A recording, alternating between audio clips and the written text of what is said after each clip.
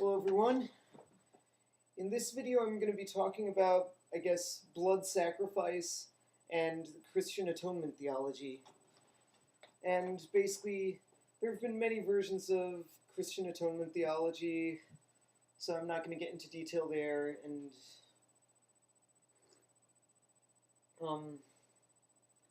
there have been many understandings of what Christ as the atonement meant, and there are some people who talk about it as at one meant. But I'm gonna, one of the things that I've disagreed with a lot of progressive Christians on, I've been in many discussion groups talking about this, about my major disagreement overall with, I do identify with progressive Christianity, but one place where I disagree with a lot of progressive Christians on is atonement theology. Many of them look very down upon it. I mean, for a lot of obvious reasons, things like basically atonement theology, the idea is Jesus Christ as the sacrifice for our sins. There are many interpretations of it. So basically that there's this attitude that it says something very low about humanity, that a sacrifice was needed. That's one aspect. There are,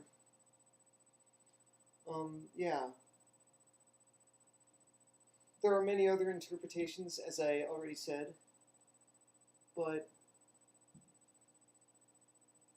that overall it's the idea that through Jesus' death, he washed away all of our dirty, filthy sins, and I kind of understand where the people who have an issue with that come from. I think that interpretation of it is kind of gross. The idea of a blood sacrifice being needed.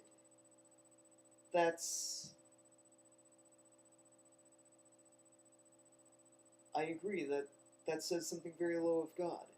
However, humanity's religious history, humanity, thousands of years before Christianity, even before Judaism, humanity has had blood sacrifice, be it animal sacrifice or sometimes the sacrifice of babies. Like in ancient South America, there were definitely religions that would sacrifice humans on a daily basis. And then the story of Abraham sacrificing Isaac to Jacob. Many people are very disgusted by that, but in the context of that time, sacrificing one's child to the gods, to one of the gods, to God or the gods, that was fairly common.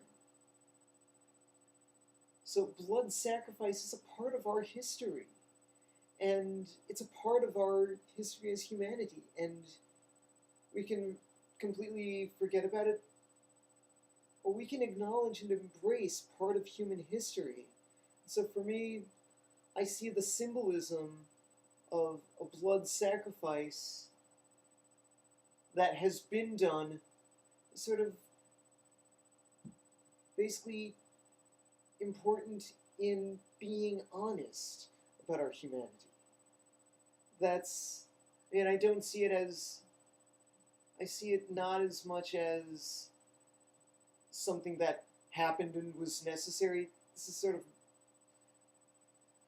of, I see it as just an important acknowledgement of our human history, of our humanity, of who we are, but also having it as the sacrifice that's been done, so we no longer need to do any of it. As I see that as sort of an acknowledgement of our past, but also a way of looking more towards we no longer need to do that. Now there's another interpretation of atonement theology that I really like, that this is maybe where the meaning of at-one-ment. And I think that there was someone that said that, I think somewhere that was at-one-ment was possibly the original meaning. You didn't hear that from me. I may be wrong. I heard from other sources, from other people, basically. What my pastor gave, his sort of reinterpretation of atonement theology is sort of God's way of intervening. Humans continuously killed each other, tortured each other, hurt each other, did horrible things to each other, partook in violence and corruption. Then Jesus as the atoning sacrifice is more, this is my pastor's approach that I really like, is God coming down and willingly giving up power,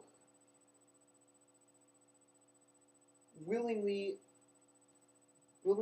accepting his fate, willingly accepting being tortured, refusing to fight back. Remember, in the Synoptic Gospels, and I think possibly the Gospel of John, one of Jesus' disciples fights a Roman soldier back, and then Jesus cutting that man's ear off, and then Jesus heals that Roman soldier, and then says, "Put your sword away, for those who live by the sword shall die by the sword." This is Jesus saying, I would rather die than partake in violence. I would rather be tortured and suffer than partake in any violence or any corruption. And basically doing this act of compassion, of giving up power, this extreme pacifism, to basically teach us, to basically be an example for us of love, of compassion, is sort of, that's a new interpretation of atonement theology that my pastor gave, and I was really impressed with that.